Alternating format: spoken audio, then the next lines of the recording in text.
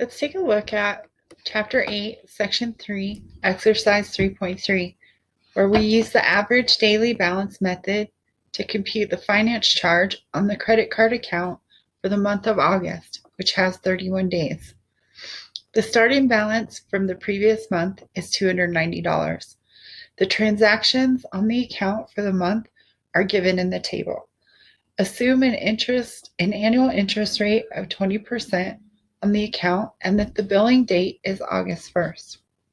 They want us to compute the finance charge for the month of August in terms of dollars and cents. Okay, let's take a look.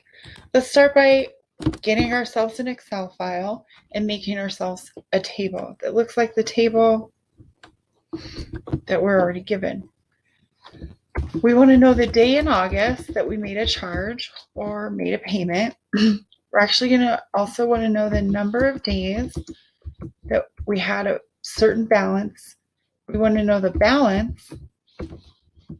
And we're also going to need the number of days that our balance was a certain amount. All right, so to begin with, we started with a balance of $290, right? And then we make a payment of $79.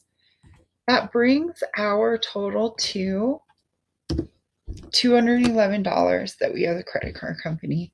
And then we make a charge of $150. That now brings the total we owe the company $361. After that, we make a charge of $29, which brings our balance to $390. Then we make a purchase of $31 at a restaurant, which brings our total to $421 at the end of the month. On the 3rd is when we made our account change. So let's highlight the balance rows here, balance. So on the 3rd, our balance became $211. On the 6th, our balance became $361. On the 15th, our balance became $390. And on the 27th, our balance became $421. We also want to know how many days our balance was at these different values. So on the 1st and the 2nd, so for 2 days, we had a balance of $290. And then on the 3rd, 4th, 5th, 3 days, we had a balance of $211. Then from the 6th to the 14th, which if you take 15 and subtract 6, we get 9. For 9 days, we had a balance of $361.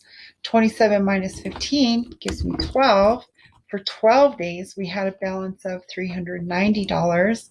And in the end, 27th, 28th, 29th, 30, and the 31st means we had a balance of $421 for 5 days. Now, what we want to do is we want to check that there's actually 31 days represented here, and there are, which is good because this is the month of August that we're talking about. And now to keep going, we'll want to multiply the number of days times the balance. In Excel, you'll hit equal sign, select the number of days, multiply sign, select the balance, hit enter. Do this for all your balance rows. So equal sign, 3 days, multiply sign, balance of 211, hit enter, equals 9 times 361 equals 12 times 390, enter, equal 5 days at $421. All right, so Excel will compute those for us, which is very nice. And at this point, we also want to sum that column that we just computed. All right, so this $11,247 is the total of every single day's balance. So each of the 31 days, the balance has been totaled and it comes to this amount, $11,000. And what we're going to do, because we're looking for the average daily balance, we're going to take an equal sign. We're going to divide this 11,247 by the number of days in August, which is 31 days. Hit equals, hit the enter sign. And now what this is to us is actually dollars and cents, right? So we just need 2 decimal places after the decimal point.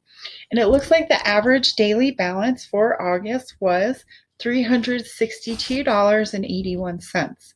This is P. They want to know the finance charge, right? They're asking us for the finance charge. Finance charge is I. The finance charge is I. I is P equals RT, right? P equals RT.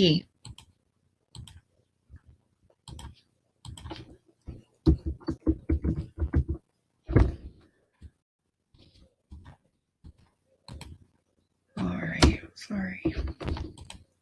I'll just put PRT. There we go.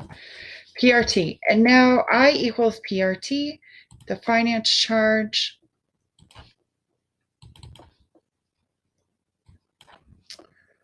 R is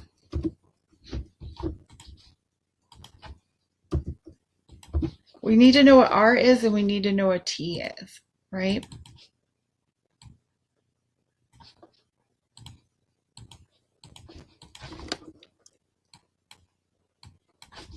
All right, R from the problem was 20%. T is a month. 1 month is 1/12.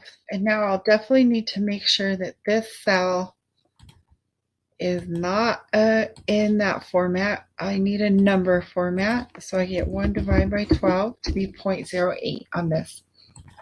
And now I equals PRT, right? So we'll take enter sign, select the cell with P times, select the cell with R times, select the cell with T and hit enter. This again is a dollar and cent, so get it down to 2 decimal places. And it looks like we owe $6.05 for the finance charge in the month of August.